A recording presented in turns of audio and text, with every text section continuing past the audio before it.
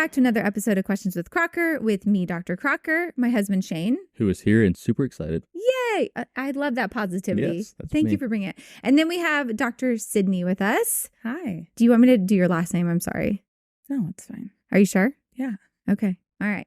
Introduce yourself. Give us your whole name. Tell us where you're from. Give us all the info.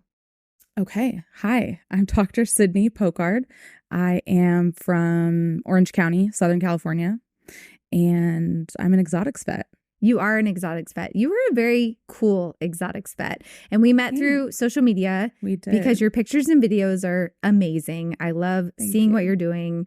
I see exotics very infrequently in the ER, and it is a lot and overwhelming. And you make it look... We have a lizard because of somebody being an exotic person. We have a lizard because your daughter wanted one. Yeah. We have a bearded dragon. Bearded dragon. They're actually a little I love different. that. So I love that. But you do make it seem really fun, and you do a lot of educational videos. So that's how I first saw you. And then I met you in person and realized how delightful and wonderful you were. Oh my gosh. And Thank so you. I was very excited that we are here at Western Veterinary Conference and we get to talk in person. Yes. And the way this podcast is set up is we get questions from people on social media and then we ask you about them.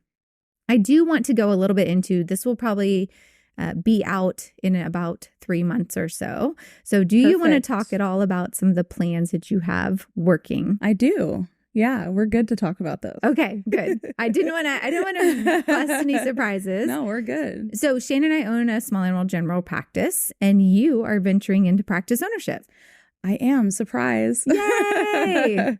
And I'll actually be open in about 3-4 months. Mm-hmm. So I'm in construction right now for my How was first that startup. I mean, very stressful. Like right before this, I'm like emailing my contractor, and my landlord was like, we need this from your contractor. And anyways, so And it's taken a while to get here. it is. Yes. It's been a long process. Yes. It probably like 2 years, honestly, to get to like this point. Because partially you're in California. It's very hard to find real Absolutely. estate. It's very hard. I mean, everything costs a Expensive. lot. It's hard. I actually had another lease space that fell through, and then I found the one I'm in now, which in hindsight was like so meant to be, Mhm. but in the moment it's like, oh, you know, the world is falling apart. Yes. But yeah, it's just a really long process. I think it takes a lot longer than everyone realizes. Mhm. And I know people say that, but like when you're in it, you're like, Oh, yeah, the permits, the this requirement, that requirement, the insurance, all of it. It takes so long. Can you say that one more time? That it takes a long time, is really difficult to do, so that somebody will Listen, buy into to this. I know that you are doing your best to get the renovation done as quickly as possible, but my job is to be a motivating factor and an encouragement. So that's all I do. You're a very good encourager. I'm not impatient at all. But really, it is hard. And it is a huge investment, like emotionally, financially, everything. So why do you want to be a practice owner so much? Why is this so important to you to go through all this? Because I want to change vet med. That's like, and I know I'm not going to change the whole profession or anything like that, but maybe like one step at a time.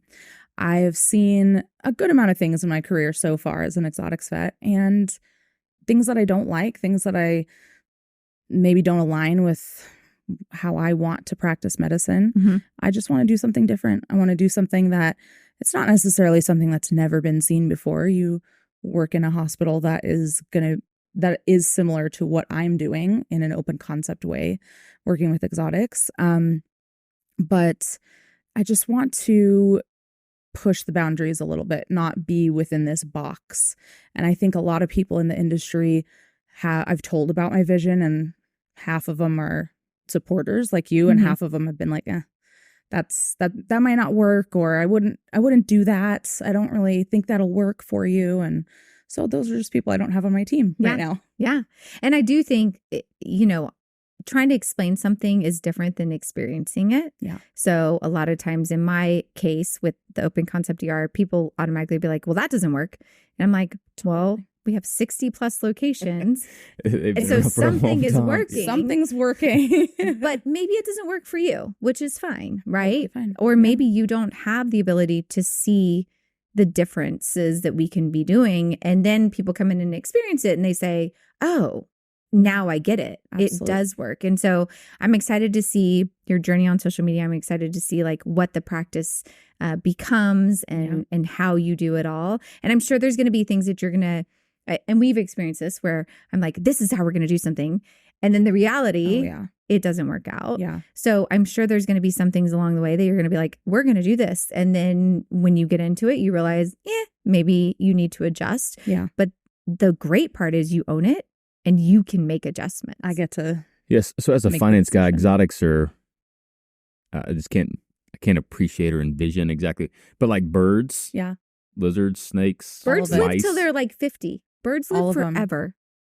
Yeah, all of them. Like, do they bring a bird in a cage and you take it out of the cage? Like, no, they just send it by carrier pigeon. like we have cats that get loose and like, you know what I mean? Like dogs get loose sometimes. And like, bird cage. There's legitimately I know, a but thing you have to called take a it bird. out of the cage, right? To like do stuff. Yeah, What keeps it from flying away? Well, you hold it so it doesn't fly away. What happens when it flies away? Well, Like a dog we can catch, I mean, right? knock on wood, I've never had a bird fly away. So most of these birds are owned and they're used to like getting on a finger or being held. So it's not like they're wild birds that are trying to like break free. So a lot of them are trained to be messed with or. But like, do you have fans in the like? No, I'm serious. Like, this blows my mind a little bit. So I do see a lot of birds for hitting ceiling fans at home because they're like free flight at home. It's a natural. So I don't necessarily always recommend that, but no, they come in a cage. I'll go in a smaller room and take them out and put them in a comfortable position, wrap them in a little towel. And do you have to worry about like vents and stuff? Not really. I'm just thinking about like the construction process. Like, not unless they're enormous. I mean, my architect team did a great job ensuring that a hamster or a mouse couldn't crawl through a little space and a bird can't fly through anywhere. So. That is important though. Yeah, I mean, that's stuff we didn't have to think about. Yeah. Like, that's I guess where I'm going is like, it has to be, like my mind automatically goes to things that we have to do different than an ordinary practice. Yeah. The little like cracks behind like a built-in or something like that you don't think could ever be there in the corner on the floor or something like that. Could be a Those hazard. have to be all filled in and So in that sense, yes, we did have to do a little bit of digging. And you have different equipment for exotics. There's different things that you need and the setup is different. But that's why, people that have these pets should really go somewhere that actually works on exotics and is specialized in them because you're going to be set up the best for them. Absolutely. So but there are bird cages. Sorry, like finance guy ask weird questions. There's cages. Sometimes they come in their cage that they live in at home, and sometimes they come in a separate carrier. Yes. Yeah. So there's lots of options for that. So now I know. All right. Let's see if we can educate Shane even more. I'm going to start asking my own questions. I don't need questions from I'm going to shut you down on that one for sure. So I've got a lot of questions that are brewing up here now. Okay. So like poisonous snakes? Venomous. Venomous, yes. You don't say poisonous. Oh. But yeah, I've worked with rattlesnakes. She's worked with like, lions, tigers, bears, literally all of them. Yes. I mean, I've worked with like a 4-gram frog species all the way up to, I think my largest species so far has been like a tiger, lion, African lion. Like are those independently owned, or is that like those like zoo type stuff? Depends. Yeah. So I've worked with zoos before. And I do have some, being in California, I do have some clients that work in like the entertainment industry. They do have private collections. So yeah, they still need vets too. So, I mean, she has a vast array. That's really cool. It's very cool. My first case ever, sorry to interrupt. No, you're good. Was a status epilepticus African lion. Stop. And I gave him 3 bottles of diazepam. To get him to stop seizuring. Yeah. Wow. So that was my first case ever. And then were you like, I'm a badass? No, I was like, I'm so glad I didn't die. I'm so glad he didn't like bite my arm off out of not knowing what was going on. He stopped seizuring and then ripped your arm off. That would be a little traumatic. Yeah. So I do think that your job is very cool. And we got a ton of questions about it. Yes, I'm excited. Because people really wanted to know. So at Dom Any Qui wanted to know, how often should a bearded dragon be seen by a vet? And I would say, like, can you kind of just categorize like reptiles, pocket pets, like how frequently should they probably come in and see a veterinarian? It's very similar to dog and cat in the sense that at minimum once a year for a yearly exam, blood work, fecal test, and sometimes every 6 months if they're older. Or for some species, I'll recommend every 6 months, like a hamster, for example, because their lifespan is like 2 to 3 years. So sometimes I'm like, hey, let's schedule like every 6 months, every 4 months, something like that. But yeah, so really similarly to other species, I still want to see them annually for checkups. Yes. And I didn't realize because we feed our bearded dragon worms that they still can get parasites and things like that. And we also, she goes on the trampoline sometimes for natural light, and they're like, if they're outside, they can pick up things. So doing fecals is a thing in exotics. And absolutely. They draw blood, like you do draw blood, and they do have veins. Yeah.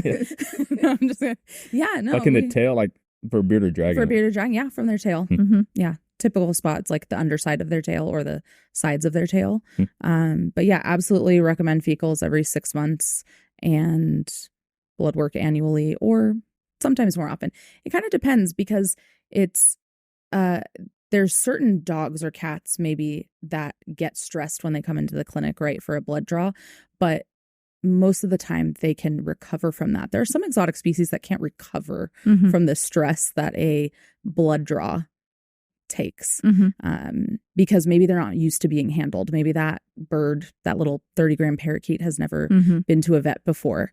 And so we always have to be really careful with how we're drawing blood, where, how much, things like that, and just weighing, like, is the risk of worth it in this moment? Like, if the bird's completely healthy, I use a lot of sedation for my exotic species, so that way I'm not stressing them out unnecessarily, and then reverse it and they're fine. And they're like, oh, it was an easy visit. I love that. Easy, happy visit. Just like we, do for cats coming in stressed. And but it is true. Those itty bitty birds will die in 2 seconds. Yeah, they will stress and die. And it's terrifying if you're not used to dealing with them. So I would rather deal with that than like your dog emergencies. Oh. It's so funny, like what you become comfortable with like what you're able to do. Okay. Someone wanted to know, at Sophie Shields wanted to know, what do you recommend feeding to ferrets? And I would say in general, the hardest thing I have with dealing with exotics is the variety. Yes. Like the husbandry, what to feed, what their habitats need to be. It is way more information than anyone should have to have memorized. Yes. And you guys are way better at it than we are, that just deal with mainly 2 species. Yeah. So is there a place that people can go to get really great information for feeding their exotics? And then do you have a recommendation, kind of a blanket one for ferrets? Obviously, people should check with their vets. Yeah, absolutely. Coming soon to my website, or by the time this comes out, maybe it'll already be live, but I'm going to have care guides for every species. Nice. That just puts together, because there's not really like one place to necessarily have as the go-to, like a website. There are stuff for veterinary professionals, obviously, but not for just the general public. So it does become really challenging to figure out where to go. But I'm going to have free care guides on my website that anyone can access for I will plan on for every species. For ferrets specifically, I do recommend some commercially made diets. Missouri is one really good brand because the problem with just feeding them maybe one type of food, or a lot of people feed them a feline diet, like a wet food, and it's still really important to make sure that they're getting everything that they need nutritionally. So incorporating a commercially made diet is generally best for them as well. We see a ton of issues in the ER with people not feeding properly formulated diets in exotics. And so we'll see them have major issues with their calcium balance and having bone issues and fractures that have occurred. And it's really sad because it is preventable. So if you own an exotic, you need to be taking care of them properly and have the proper husbandry for sure. 100%. And we need to set up our bearded dragon for their yearly exam. There was a couple other things. I did think it was funny. Someone wanted to know, how do you examine a hedgehog? Oh. See, people have the same questions I have. They're just this is all cool stuff. So it depends, because if it's a well-handled hedgehog, I can examine them no problem. If it is a hedgehog that is not used to being handled, then it needs sedation, because they will just curl up into a ball and you can't like open them out of the ball. But otherwise, if they're well trained and handled, then you're good. You're good. I was taught the water trick, where you do like a little bit of water and then you set them in it and they won't roll in a ball because they don't really want to put their head in the water. Yes. And so occasionally, especially if it's sick and I don't want to sedate it, then I can sometimes like do that, and then I can still like feel their belly, or if they had a mass like that they're, rolled up and I can't see, I can see it. So that's kind of a fun little trick that does work with hedgehogs. Yeah.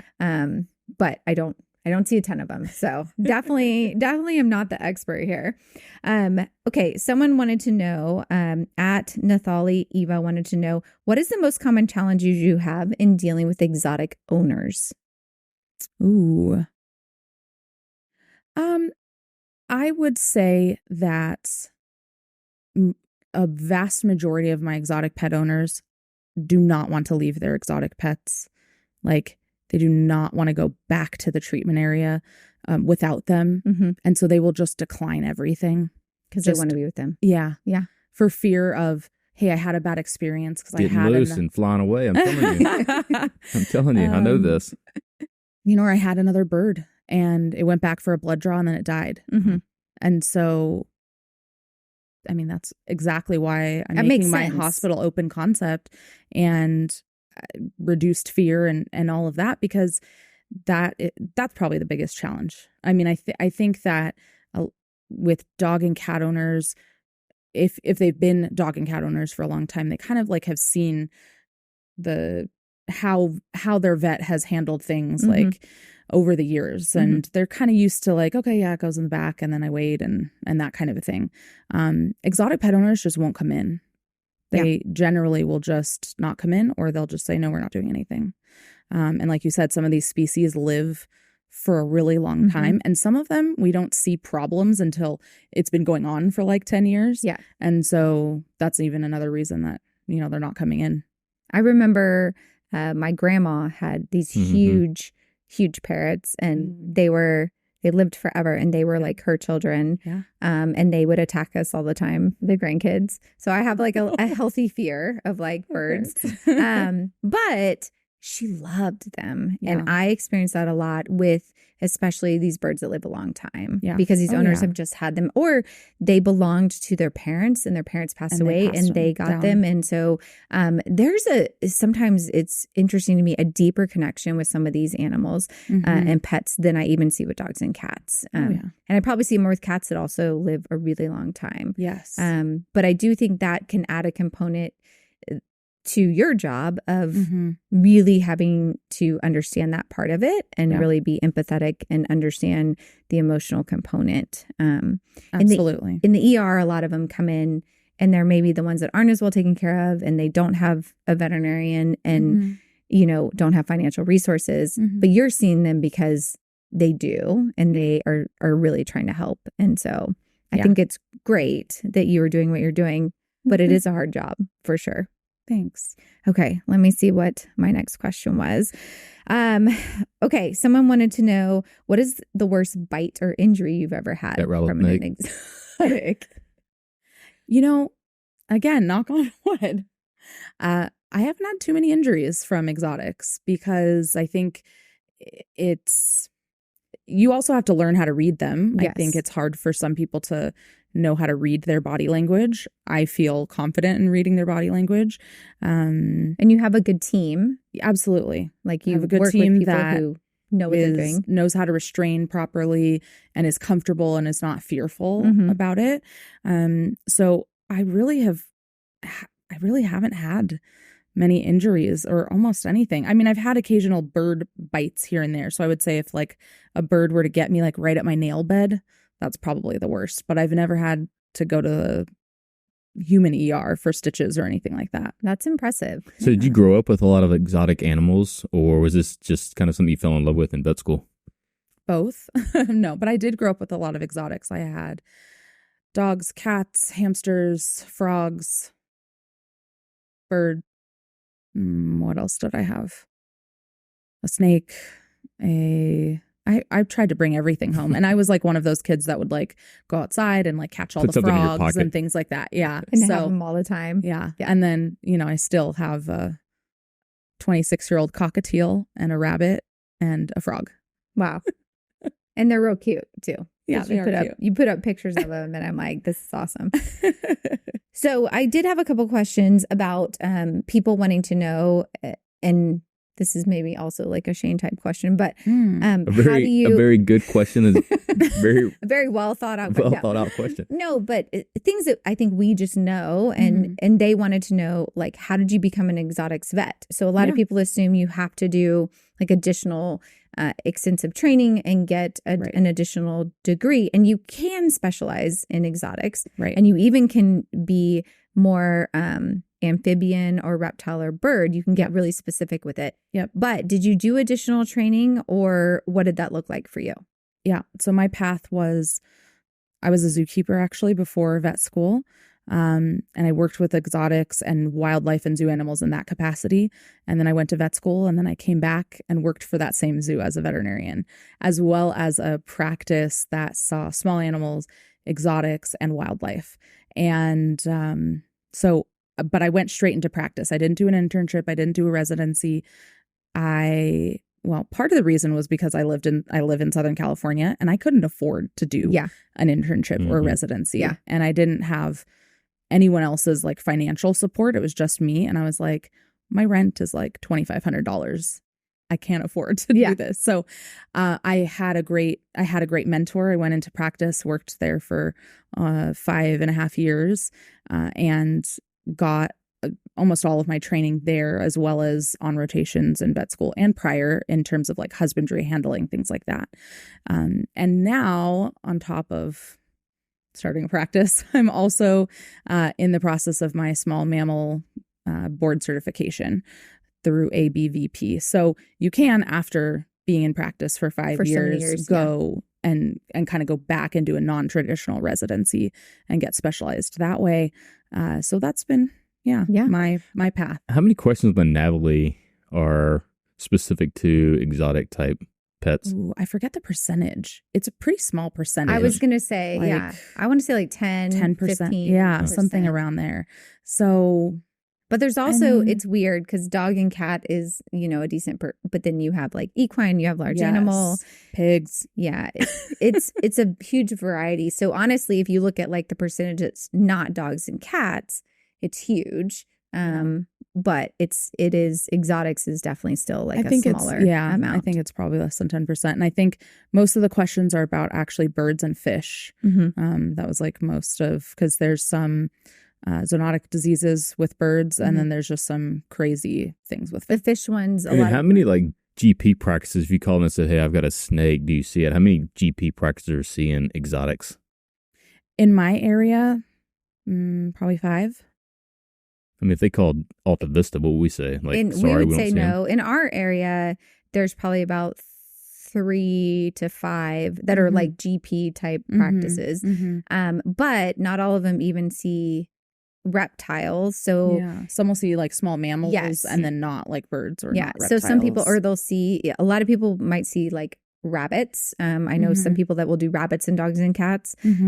But it's interesting because the term exotics does not mean everything. Right. So people definitely need to be aware of like who in their area does see the certain type of animal they have. Yeah. And not assume that if someone says they see exotics, it actually means like snakes specifically, are a whole nother thing outside of, I feel like, even like bearded dragons and whatnot. So for me, specifically, not for you, maybe. Not for me, but I do think, you know, there's the more common ones that people are more comfortable with. And then there's ones that I think you have to especially have a team that is comfortable with. Absolutely. And that's the biggest mistake I see is someone saying like, I'll do exotics, but not having the proper equipment, the proper training to restrain them, and really understanding what they're getting into. And then it's just a disservice to the pet. To the pet, yeah. Because you're not doing what you should be doing. Yeah, overall. Absolutely.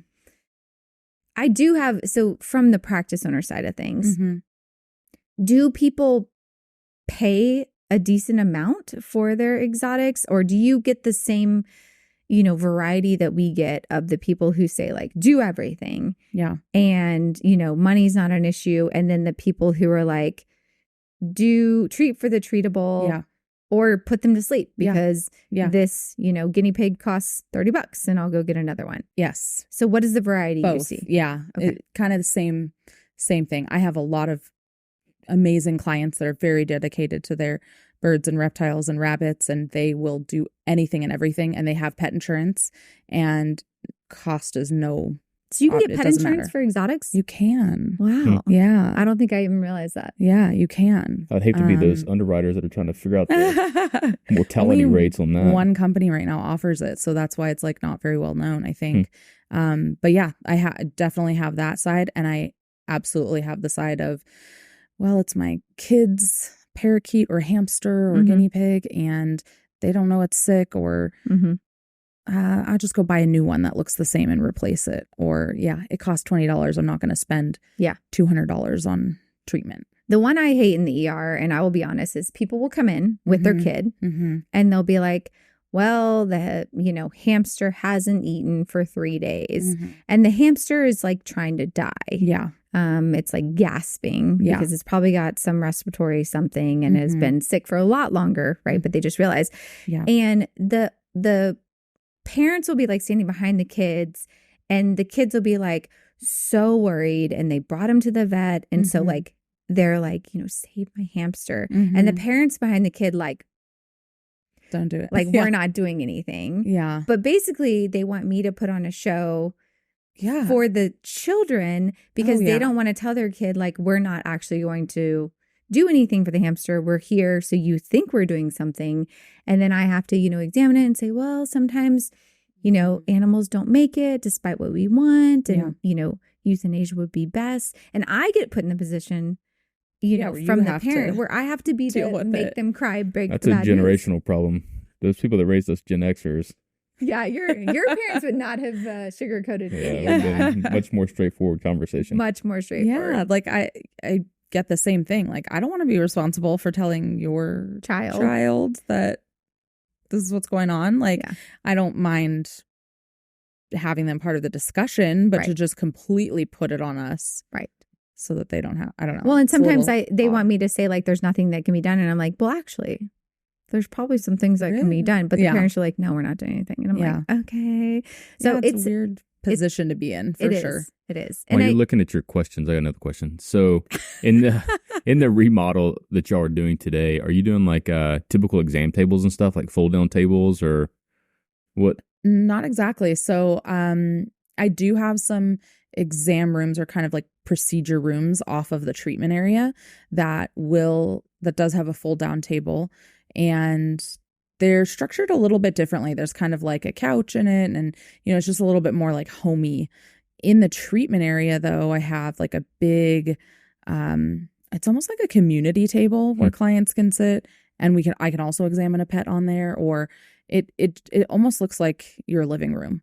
So yes, I do have a couple fold down tables, but in a way that it looks like someone just walked into their house and not necessarily a hospital or a clinic or that kind of thing. It's a little more homey. Yeah. Well, and so your architects you worked with are amazing, and I've seen the renderings. Shout out Planimal. Yes, it looks incredible. So I'm assuming you'll eventually have a social media account, and people will be able to follow you on that. I will, absolutely.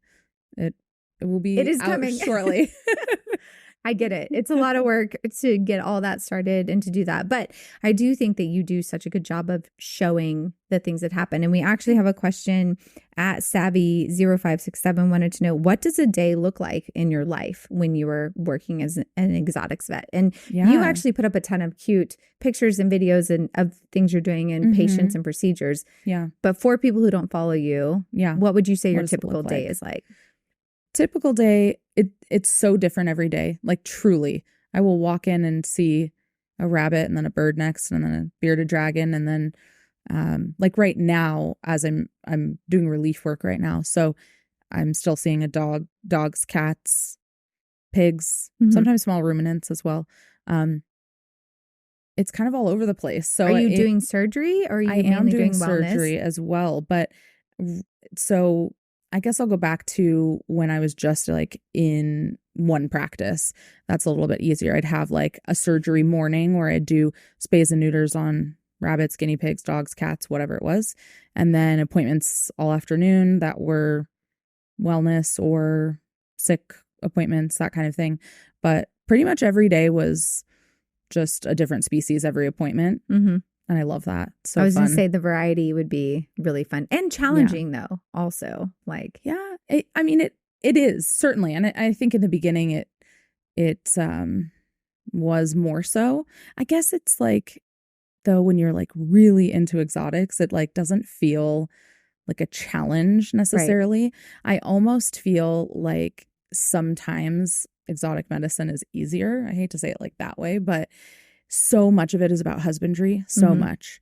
So it's like 90% is husbandry related issues that I see in the clinic. So if you have that down, then everything else everything else kind of falls into place.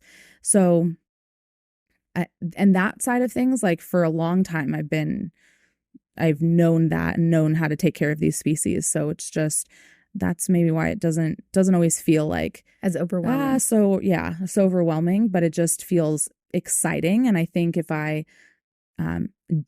wasn't doing exotics, I'd be really bored, honestly. Yeah, that makes perfect sense. Yeah. Do you, for people who are not aware, and probably for Shane, can you explain what you mean by husbandry? An awesome dude that takes care of everything. And that's definitely not what husbandry means. And also, like, what are your maybe top like 3 husbandry mistakes that people make that they need to make sure they are aware of? Yes. Husbandry is just the general care of the animal, including diet, proper environment at home. And top 3, well, I'll do like different species. So inappropriate lighting for reptiles. Most of them have a UV requirement. And a lot of people don't know that because there's a lot of reptiles sold in pet stores and they don't tell you anything. You need this UV light and you have to change it every 6 months. They'll just buy one and I actually bring my lights to appointments. Oh, good. And they check the light. That's awesome. I was like, when they first said like, bring your light bulbs, I'm like, huh? And then they're like, yeah, we're going to check and make sure you don't need to change it. And so that's something I didn't know about exotics. I love that. Second thing, seeds are not an appropriate diet for a bird. Almost no species should be on a solely seed-based diet. So that's a huge dietary issue. Let's see. I'll go rabbit. Rabbits need to be constantly eating. They also should eat predominantly hay, and they don't eat carrots. Or they shouldn't be eating carrots, even though Bugs Bunny did. So like even for a snack, even for a treat. Maybe like a tiny piece once a week as a treat. Okay. Or break it up and use it as like a little training treat. Right. But like that's it. Like maybe at most 1 baby carrot a week. Okay. I give my bearded dragon blueberries occasionally. Okay, that's fine. After she gets like a little soak, she gets a blueberry totally fine. or 2. Bearded dragons can eat a small amount of fruit, and that's totally fine. Okay. I wanted to make sure I was getting like the check, the A+. And actually, we've had her forever. And how often have you held her? I don't look at it. I don't look at it. I don't like. He is not. It lizard, freaks, snake. like she freaks him out. So it's so funny because it's so different. But we love our Lucy. We love our bearded dragon, Izzy especially. So, Okay. Any other take home things that you want people to know about being an exotics vet? Why do you love it so much? The variety, obviously. The variety. I love the species. I love that I get to work with such unique species every day. Like sometimes things that people have never heard of. Mhm. I love coming home and telling my fiance, like, oh, I saw this animal today. And he's like, I've literally never heard of that in my life. Yeah. I should call Shane and tell him. Yes. Send him my Send him the daily picture. and he'll be like, I have no idea what that is. No, but I love that. I love, I love being able to make bonds with these animals that, like you said earlier, you don't always think that you can bond with them the same way as dogs and cats. But you can. And I love that aspect of it. And also just in general, like, I don't want people to be so afraid of exotic animal medicine. It's like, it's developed this like taboo, scary thing because it's like, this bird, it's tail bobbing. I can't touch it. It's going to die. It can be scary at first, but it doesn't have to be.